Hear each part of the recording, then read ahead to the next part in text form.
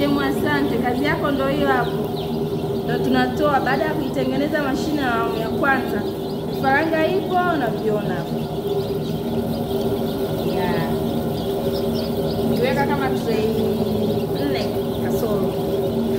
Sijajua hajavihesabu bado, ila ndio vifaranga tunatoa hapa. Nashukuru sana kwa dada. Sio kwa sababu ya cheo changu, sio kwa sababu mimi naweza sana, sio kwa sababu natoa sana,